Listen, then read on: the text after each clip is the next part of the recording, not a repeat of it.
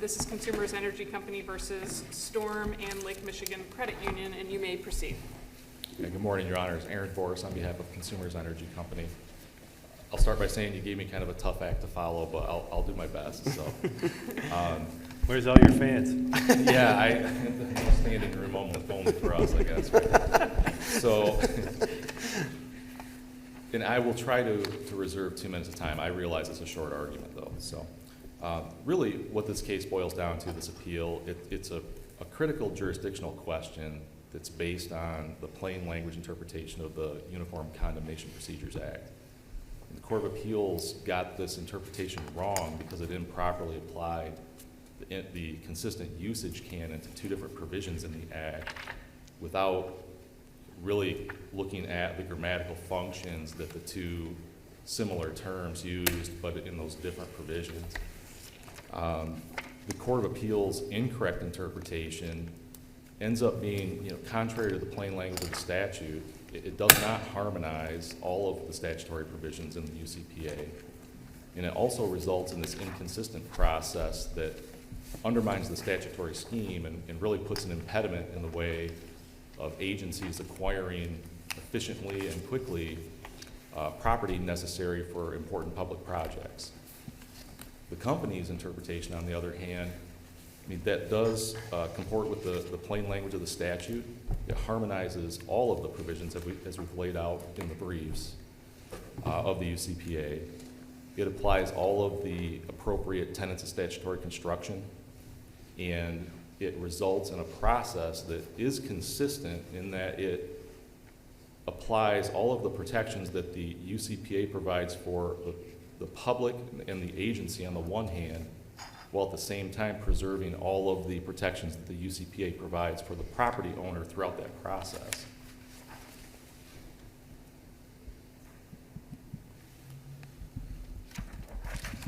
The process that we're talking about here, the protections, the purpose of the Act and the statutory scheme, is designed to allow agencies to quickly acquire necessary property for public projects for the benefit of the public, realizing that timing is essential in a lot of those cases. Any impediments that are placed in the way of acquiring property for important projects where the property is necessary will unnecessarily delay those. And if you're stuck in the normal course of civil litigation, that can go on for who knows how long. I have cases right now where I represent the company in the condemnations that we're still in the just compensation phase from 2019.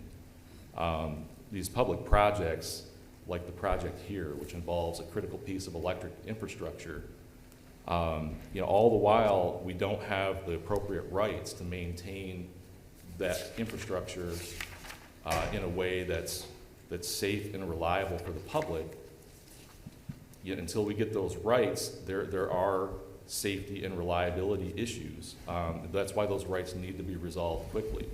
And the process that results from our interpretation, which is the correct plain language interpretation, it applies all of those protections for acquiring property efficiently and effectively for the agency and the public, like I said, and at the same time, protecting the property owners. We've laid out in the briefs all of the various protections that the UCPA provides for the property owners throughout the process, and all of those protections are preserved under our plain language interpretation.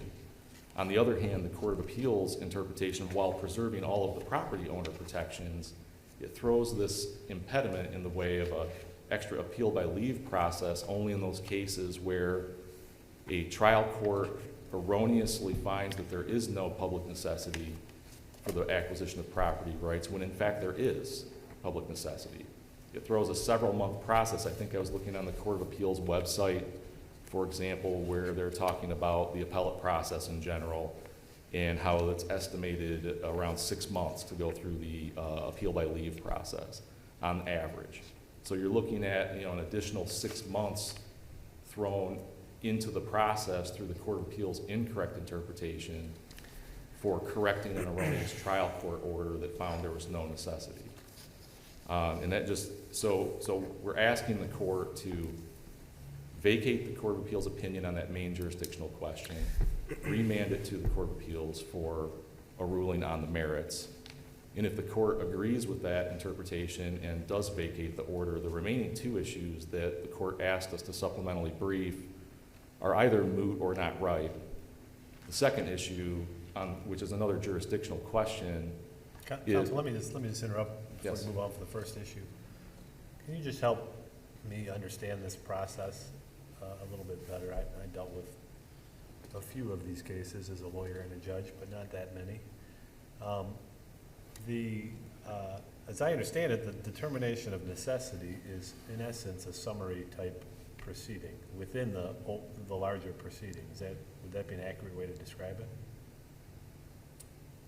right, so the determination of necessity, the way the UCPA sets that out is that under MCL 213.565, all of those determinations would be final judgments. But even before getting to that, I mean, the issue has to be raised by the property owner in a motion within the time of their first responsive pleading, right? It has to be raised right away. The court has to have a hearing within a very short time frame, within 30 days. The court has to issue a ruling within a relatively short time frame, 60 days, right? This is all supposed to move pretty quickly at the beginning of the case. That is correct. And so the UCPA, the statutory scheme, is designed to, expedite the process there for sure in the trial court. You want to get to a ruling on the necessity and the validity of the condemnation proceeding as early as possible so that you then can proceed with the project, number one, but while the second issue, the just compensation issue that's bifurcated from the necessity issue, can then proceed, which takes, who knows how long there. It could take months to years. There's certain determinations that the trial court makes that are, where there's already been a binding determination of necessity, right? Something having to do with the Public Service Commission can issue a certificate or something along those lines, right? Yeah, and those really are not applicable here, Your Honor. That came up in the briefing. We addressed those in one of the briefs. I can't remember exactly where. I think it came up in the trial court that the judge there was not real clear on whether the company could have gotten an Act 30 certificate, which would be the only certificate that would apply to electric facilities like this from the Michigan Public Service Commission. And if we were able to get an Act 30 certificate, then that would be binding on the trial court. There really would be no necessity proceeding there. You would simply go to just compensation. I think we would get our order of title and possession immediately based on the Act 30 certificate. The problem here is that Act 30 only applies to electric lines that are 100 kilovolts or more. And I think I guess we don't need a dissertation on that act. Your position is that act that doesn't apply here and that you weren't able to get that certification, is that right? correct. There is no Act 30 certificate available here. Once the court determines that the taking wasn't necessary, there was no public necessity, I want to try to use the right terminology, I guess, the case is over? Case is absolutely over. So absent the language that we're debating here in MCL 213.566, you would have a final judgment, no question, that would be appealable as of right. And under your opposing counsel's theory of the case, then, even though the case is over, the losing party would not have a direct right of appeal.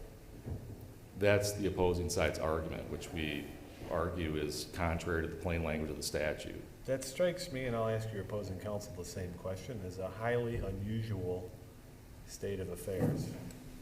I think that's highly unusual in any case, but especially here where the purpose and scheme in the act is to resolve these things as quickly as possible. And what you're talking about here, if you take the underlying premise that in those cases where there is public necessity, and the trial court just got that wrong, that happens, the trial courts make mistakes. The scheme that results from, or the process that results from our interpretation provides for a consistent and the quickest way to resolve and get it to the correct result, which is there is necessity for the taking there.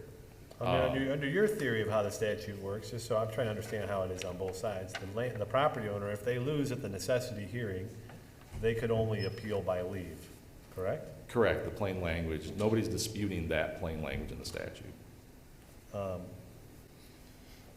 And their position is that if you lose on necessity, I guess, you should only be able to appeal by leave. But the distinction is, of course, if the property owner loses, the case continues on. Correct. Okay, I just wanted to make sure I had the sort of the procedural breakdown. I don't know, were there any other questions on the first issue? I'm really going to go quickly through the second two issues. I think those are pretty straightforward, plain language arguments as well. On the second issue, again, the court doesn't need to get to that issue if the original jurisdiction question is in our favor, but if the court does get to that second question, I think there's no doubt that the Court of Appeals had discretion in this case to accept a timely filed claim of appeal as a timely filed application for leave and rule on it. The jurisdiction from the court comes directly from the UCPA provision in MCL 213.566, only, again, if it were by leave. And it expressly gives the court the discretion to hear timely filed appeals. It doesn't lay out any particular process by which they have to do that. It doesn't limit it as the opposing party sets out in their brief. It does not limit it to it has to be by an application for leave, otherwise you're done. I think what the position of the opposition is that, well, we have never even filed an application for leave at this point, obviously, because we were relying on our timely filed claim of appeal, and therefore we're late. And that just does not comport with the plain language of the statute. So I think that issue is that simple. The final issue on the attorney's fees, again, that issue really would not be right if we were to be remanded back to the Court of Appeals for an issue on the merits, because the attorney fee issue is ultimately going to hinge on the merits of the case. So if we prevail on the merits of the case, the other side is clearly not entitled to their attorney's fees. That interpretation of that statutory provision is not at issue. And if, for some reason, we were to lose on the merits in the Court of Appeals, then we would have to get a new ruling on the attorney fee issue, which may be the same, it may be different, I don't know. But at that point in time, then I think that issue would be right. But if for some reason we were to get to that issue here, I still think that's a plain language argument that's pretty straightforward. The statute and all of the case law that everyone's relied on all acknowledge there are two prongs that have to be satisfied in that statutory provision. One is that the landowner has to prevail in the necessity challenge, and the second is that there has to be a finding that the proposed acquisition was improper. And what the trial court plainly did here was conflate the two prongs by essentially saying it's just the first prong that you need to satisfy because that will automatically satisfy the second prong. And that's just contrary to the plain language of the statute. I know there's been a lot of question and debate about, well, what then is the standard? I set forth some possibility. It's not really up to me to set what the standard is necessarily, but I can say it's certainly something where you would have to make a showing that the proposed acquisition was improper. So if the court were to reach that issue, again, I think the plain language is there are two mandatory prongs, and the trial court clearly conflated those, and there was no showing of improper in this case. I don't know if there are any questions on those. If not, thank you. Counsel, I actually, what would be improper? I know, I'm just trying to, Well, the as court said there's no public necessity, but what would be improper then? Yeah, and as, you know, this came out in the briefing because I don't know that I need to address that here, but I think the way I addressed it in the brief was to say it would have to be something akin to the level of the bases for denying public necessity with regard to a public agency, which are either, you know, it's fraud, abuse of discretion, or error of law, something akin to that, because I think the Court of Appeals was correct in saying, you know, all of those things seem to be findings that would be considered improper in those situations. Now, I don't know what the whole, obviously it's not limited with regard to a private agency like Consumers Energy just to those three things, but there could be any number of things I think that could rise to that level. I think it would just be case specific, and that would have to be a determination that the trial court would make. Thank you. Thank you. Thank you, counsel.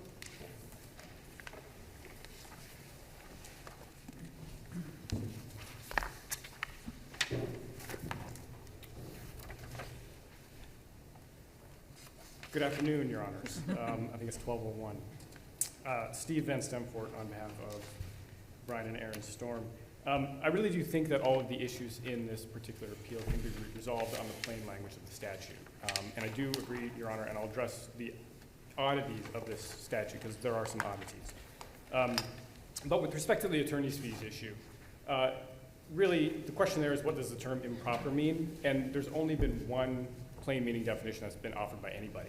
That's the definition that was used in Escanaba, which is to say improper means not proper, not accordant with fact, truth, or right procedure. Under that definition, and again, that's the only one that anybody's, the Court of Appeals never identified a different one, Consumers has never identified a different one. Under that test, we prevail. The trial court found that the claim for condemnation was not in accordance with fact. And so, and I do think it's really important for this court to reach that issue, not only for this particular case, because if the court agrees with Consumers on the first issue, the jurisdictional issue, and sends it back, we may still prevail on the merits. But in that event, if the court does not reach out and address the attorney's fees issue, then we'll be bound by law of the case. And so we won't be able to get attorney's fees at that point. So it's important for the Storms that the attorney's fees issue is addressed in this particular case. And of course, it's important for the jurisprudence of the state as well, because we have the Escanaba and Indiana-Michigan power case. On the one hand, those published decisions that say if there's a procedural defect, then fees are mandatory. But under the published opinion in this case, the rule is if there's a substantive defect, then no fees. And that doesn't track the statute at all. And so that sort of aberrant treatment between the two sets of defects should be fixed by the court now. With respect to the jurisdictional piece, and I'm happy to answer questions at any time, but with respect to the jurisdictional piece, the question is what does the word determining mean, right? An order determining public necessity isn't appealable by right, it's appealable only by leave. We know, if we look to the grammar, right, we know that determining is a participle. We know that participles get the verbal meaning, the meaning of the verbal root, and we know, and Consumers agrees, that when to determine is used as a verb, what it means is to find out or come to a decision about. And that's the meaning that the Court of Appeals applied. And under that meaning, we prevail, because an order that comes to decision about, comes to decision about public necessity can be one that either finds that public necessity exists or finds that it doesn't exist. Now, this plain language interpretation of the statute also, as the Court of Appeals pointed out, it makes sense when you look at the context, right? If you look back at subsection 2, that deals with condemnations by public agencies, right, by townships, municipalities, actors that are subject to the political process. And so they have the checks and balances of the political process. So subsection 2 of that statute, if there's a public actor that makes a determination that there is necessity, well then that's binding on the court unless there's a finding that there was fraud or abuse of discretion or a clear error of law. So, so when we look at subsection 6, which is the one that we're talking about, when we have those multiple categories of orders that aren't appealable by right, well, the first category is an order upholding a finding of necessity, upholding necessity. That refers to subsection 2, right? The public agency's determination of necessity. Then subsection 3 talks about condemnations by private agencies. That's a private company, right? Like Consumers. There, the idea behind the UCPA is you need to have some sort of public officer making a decision, right? So if it's not a public agency, you've got a private agency, well then the court has to make the determination of necessity. And of course, in subsection 3, it says the court has to determine the public necessity of the public acquisition. Of course that means that you can either determine that there is necessity or that there isn't necessity. Counsel, Now, what do you do about the inconsistency or the fact that it, with the final sentence in 6, that in the absence of a timely filed appeal of the order, an appeal shall not be granted, and the order is not appealable as part of an appeal from a judgment as to just compensation?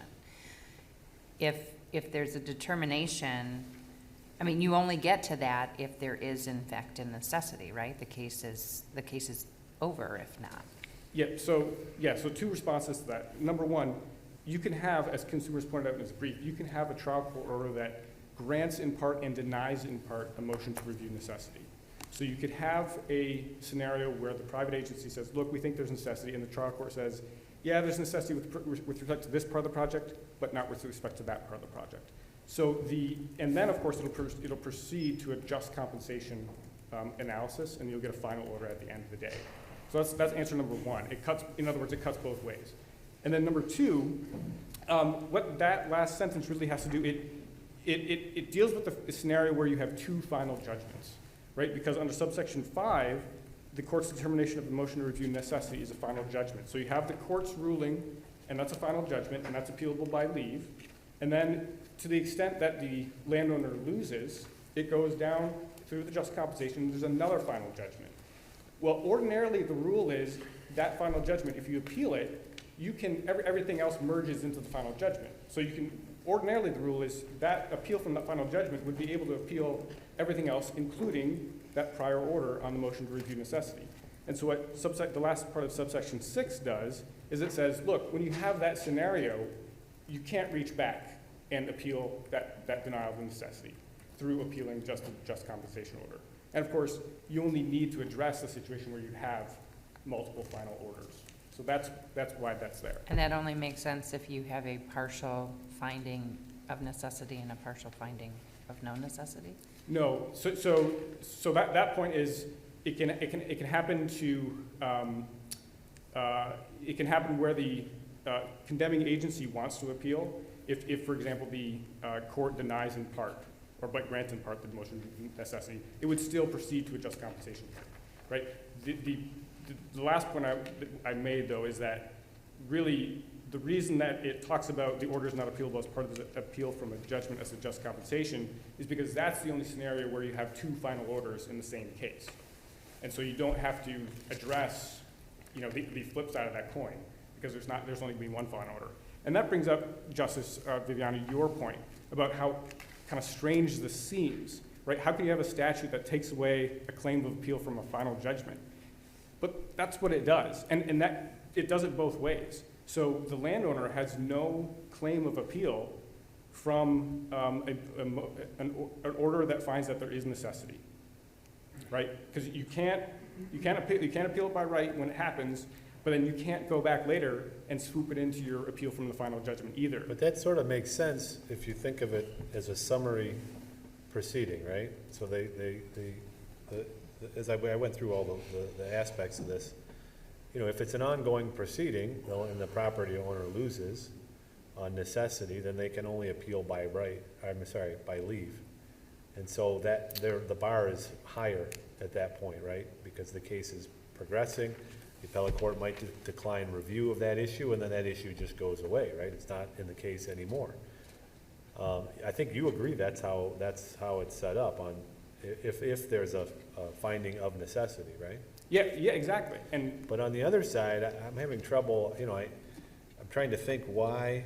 I know we have to focus on the language, although I think this, you know, it's hard because the determination, you know, there's different variants of the word. It's used in different ways, and it's used in different phrases. So the idea that we're going to come up with a consistent sort of usage throughout the statute it's a little bit challenging. But I'm trying to think of a reason why the legislature would say, if there's a finding of no necessity, that the private agency doesn't have an appeal of right. Can you think of a reason why they would do that? Yes, I can. So because you're right. So it is odd, right, that you don't have an appeal of right. But I think I would say extremely unusual. Like I can't think of another case or situation. Right, I don't know that there's another statute like this, right? But anyways, and it cuts both ways, right? It cuts against the property owner too. The property owner does not have a claim of appeal either. True, right? true. So it's very harsh, but yeah, it's true. It's severe. Yeah, it is hard, and the UCPA requires strict compliance throughout, and this is another example of that. But yeah, so number one, I would say, you know, we find the legislative intent in the plain language it shows. But is your view that the legislature is like, well, this is really tough on the property owner, so we're going to just make it a little tougher to appeal just to make it even? Like we're going to make it a little tougher to appeal for the utility? No, I think one possible explanation, again, I can't divine what the legislature was thinking, but one explanation that makes sense is that And I guess just to be specific, my question is making sense of the statutory Yeah. scheme. Make No, sense of it for me. Yep, so so one possible explanation is that there was an intent to make this a speedy resolution for everybody, right? So not just the condemning agency, right? The condemning agency obviously wants this dispute to be resolved quickly because it's got a project in the works. And so if they go to the court, there's a challenge to necessity. The court says, yes, there's necessity. Then the public agency, they can get a final judgment and they can go off, they can start the project. At that point, the landowner can, file an application for leave to appeal. The Court of Appeals doesn't have to take it. They can say, look, as long as there wasn't any egregious error, we're not going to get into this. On the other hand, the legislature could very well have found that, similar interests apply to the landowner. The landowner has a legitimate interest in having this resolved quickly too, right? So, because here we are, right? The Storms, their property they tried to condemn it back in 2019, and we've gone all the way through the appellate process. It's really hard on an individual homeowner to have that. So you could say, that the legislature could say, look, we want this to be resolved quickly for everyone, right? And so if the condemning agency goes into court, can't convince the trial court that there's necessity, then it can go up and they can file an application for leave to appeal, and the Court of Appeals can look at it and say, unless there's something really egregious, we're not going to grant leave.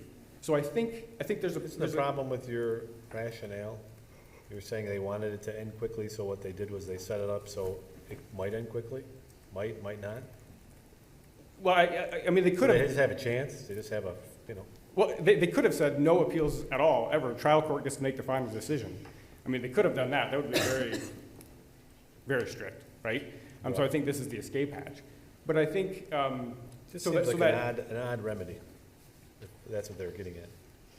yeah, and it is a strange statute. I will agree with that. I guess to the extent that, again, the UCPA is a very strict statute. It requires, everybody to dot their I's and cross their T's in a whole variety of different ways. You see that in the Indiana-Michigan Power case, right, where the condemning agency mistakenly left off, failed to serve the good faith offer on one of the mortgage holders, and that unraveled the whole thing, right? So it's not surprising that the UCPA would have pretty strict provisions. And I guess that leads to the kind of discretion part, right? Because, again, to be honest, right, I mean, you'd think that, consumers filed a claim of appeal, and you think that would be enough. But if you look at the language of the text, you can't really get away from it.